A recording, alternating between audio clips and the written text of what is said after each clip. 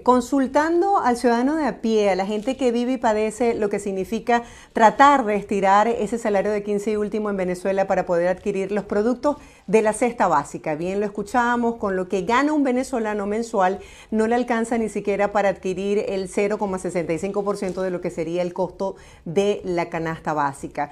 Para hablar de este tema, los especialistas han dicho que el COVID es una de las principales causas de la inflación en el mundo. Pero en el caso de Venezuela, desde hace mucho tiempo, los ciudadanos vienen sintiendo lo que significa esa escasez de productos. Antes era el desabastecimiento, ahora es que hay muchos productos a la disposición del ciudadano, pero no alcanza el salario. Para hablar de este tema estaremos conversando, debatiendo con Ángel Alvarado. Él es economista y miembro del Observatorio Venezolano de Finanzas. Buenos días, señor Ángel. Gracias por acompañarnos el día de hoy y gracias por todo ese trabajo que hacen a favor de los ciudadanos a través de la ONG. Quisiera que nos conversara un poquito acerca de la realidad en Venezuela, cómo era la situación antes del COVID y si de alguna manera esto ha impactado la economía de Venezuela en estos últimos tiempos. Bienvenido. Muchas gracias por la invitación. Bueno, creo que lo del COVID para Venezuela fue simplemente un agravante de una situación que ya era bastante mala.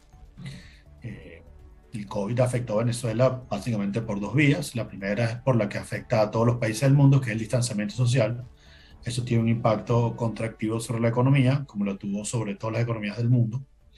Y por otro lado, la otra cadena de transmisión fue la caída de la demanda mundial de crudo, con precios sumamente bajos y malos, lo cual se une en el caso venezolano a la salida de Rosneft y la incapacidad de comercialización de crudo que tuvo el país, y eso pues tuvo un efecto muy importante con una contracción económica en Venezuela durante el año 2020. Yo creo que para el primer trimestre de este año Venezuela puede estar recuperando los niveles pre-COVID junto a otras economías de la región, y también podría estar saliendo finalmente de la hiperinflación. Esto no quiere decir que el salario se ha recuperado en Venezuela. Venezuela sigue teniendo salarios sumamente depauperados, la capacidad de consumo y el ingreso del venezolano sigue siendo muy bajo. Y aunque la hiperinflación puede estar terminando, la capacidad de compra del venezolano,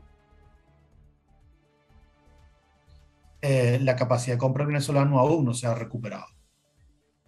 Y para que se recupere esa capacidad de compra necesitas un crecimiento económico sostenido de dos dígitos durante una década, lo cual en este momento luce con gran incertidumbre.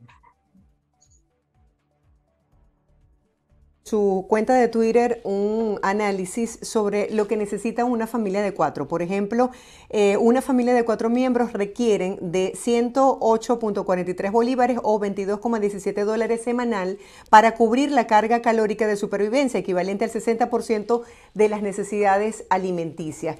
¿Esto se está cumpliendo? ¿Puede el venezolano adquirir los productos de la cesta básica para alimentarse adecuadamente? ¿O esto es una utopía en Venezuela? Hablando de la masa, hablando de la mayor parte de la población. Bueno, la gente está en el límite, definitivamente. El salario mínimo ya no es una referencia. Y pienso yo, pues, ¿no? Que el salario en Venezuela de la empresa privada está justo allí, en la canasta de supervivencia. Próximamente publicaremos alguna información al respecto, no quiero adelantarme, pero el venezolano vive al día, el venezolano vive en el límite entre la supervivencia y la no supervivencia. Los salarios siguen siendo sumamente bajos, y más en un mundo en el cual hay inflación mundial. Tenemos una inflación mundial en todos los países del mundo. Los precios del alimento han subido hasta 30% en el mundo. En dólares, en Venezuela han subido 40%. Y eso hace aún más difícil para el venezolano la recuperación de su capacidad de compra. Muchas personas pensaron equivocadamente que por ganar en dólares ya su vida estaba resuelta, su capacidad de compra estaba recuperada, y eso no es así. Hace falta mucho más que eso. Los que piensan que la dolarización es como una panacea que resuelve todos los problemas, bueno, obvian problemas fundamentales de la economía o cómo funciona realmente la economía. Y para que Venezuela pueda recuperar su capacidad de consumo se requiere un conocimiento económico sostenido, inclusivo, robusto, sostenible en el tiempo, lo cual en este momento no se ve tan claro. digamos, el pasado fin de semana conocíamos cifras preliminares, oficiales, acerca del crecimiento económico, que podría estar por encima del 4%, cosa que nosotros hemos sostenido desde principios de año, que la economía puede crecer en este año pasado 2021. Y bueno, tal vez no es malo, o digamos, es bueno que la economía crezca, ¿no? Y 4% puede lucir mucho. Sin embargo, después de la pandemia, ¿no? Del efecto de la pandemia que tuvo sobre la economía y de la caída de la economía de más del 80% en los últimos 7 años, 4% no es nada. Seguimos el sótano 20, tal vez hemos pasado el sótano 18, pero queda muchísimo camino por recorrer para que el venezolano pueda recuperar su capacidad de consumo. Y en este sentido es fundamental la recuperación de una institucionalidad que no existe, que está generando trabas muy serias, que ha aislado por completo a la economía y al país. Y es fundamental que se puedan generar cambios político-institucionales para que la economía pueda recuperar una senda de crecimiento mucho más robusta, que es lo que en este momento reclaman los venezolanos, tal vez sin saberlo, y que es el único camino para que puedan recuperar realmente su capacidad de compra. Por supuesto que el fin de la hiperinflación es una buena noticia, lo cual es Sí, sí, yo indudable. soy un televidente venezolano y estoy viendo estas declaraciones.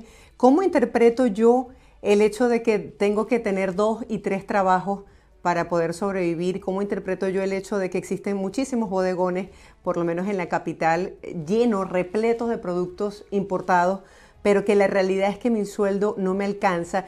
¿Cómo digiero yo como ciudadano que alguien me diga que la economía crece, pero que al mismo tiempo crece el hambre, el miedo, la expectativa de no saber si puedo llevar a mi casa un plato de comida para que la familia pueda alimentarse?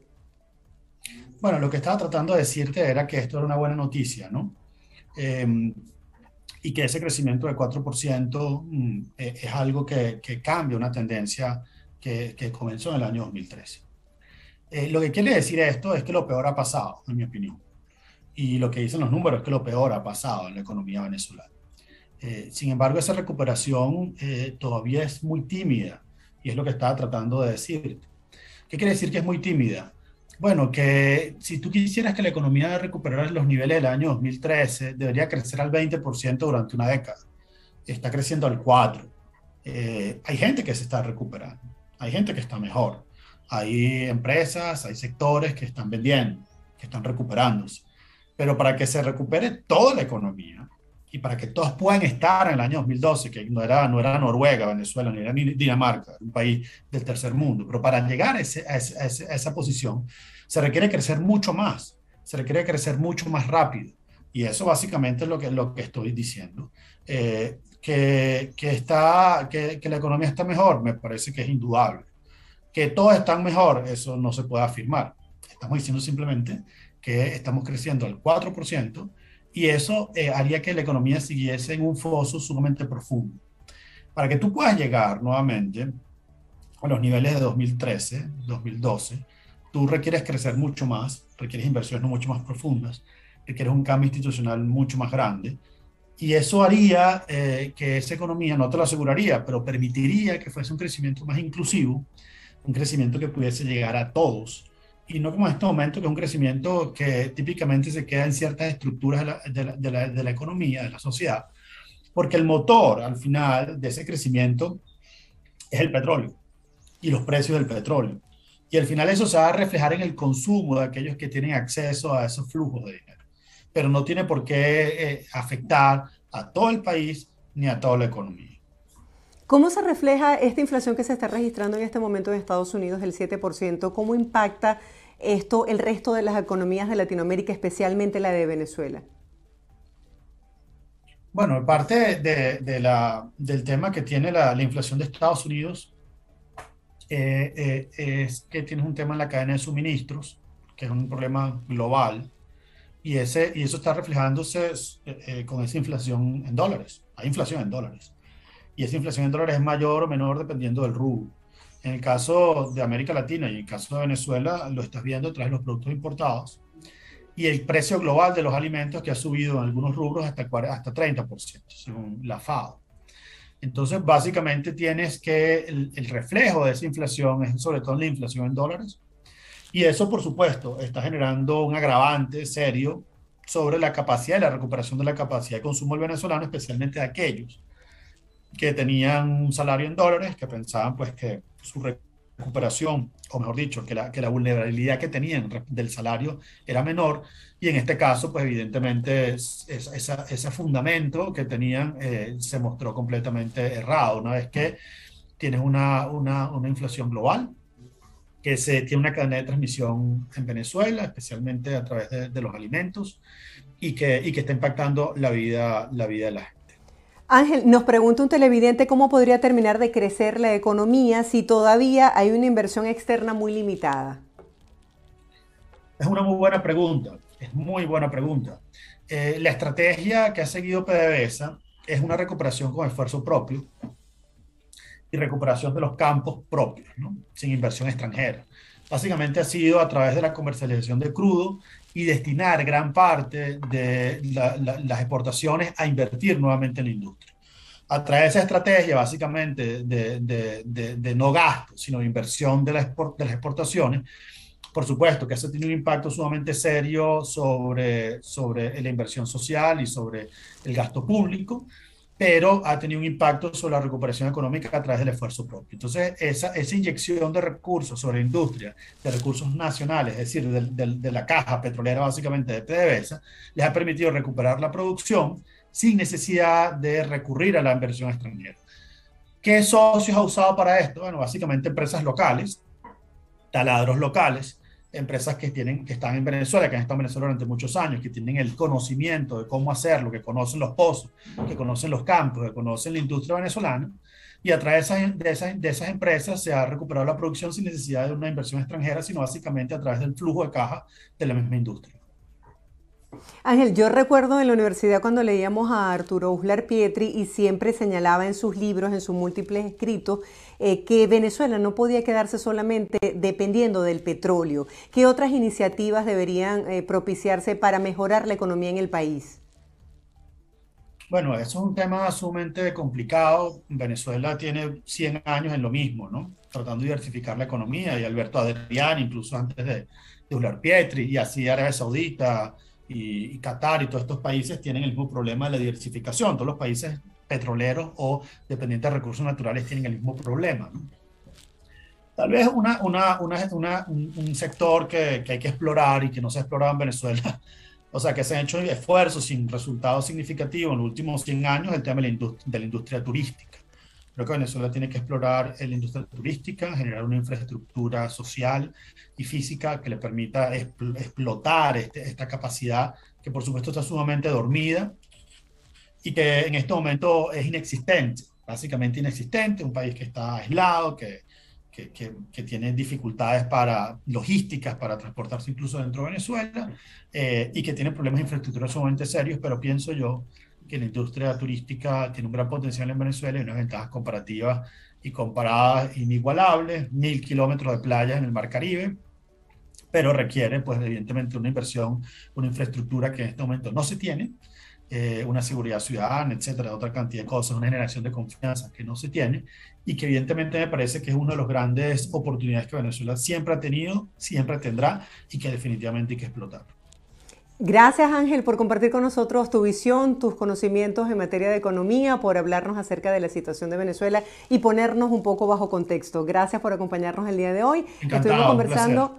Gracias. Seguiremos estableciendo nuevos contactos con Ángel Alvarado, él es economista y miembro del Observatorio Venezolano de Finanzas. Vamos a hacer una breve pausa, ustedes no se aparten, al regreso estaremos conversando con Leonardo Trecci, él es especialista en PNL y nos va a dar técnicas a facilitar esas recomendaciones para cambiar la tristeza en una energía motivadora. Si sentimos depresión, si sentimos ansiedad, ataque de pánico, si no tenemos motivación para propiciar esos cambios que queremos en el 2022, ¿qué podemos hacer?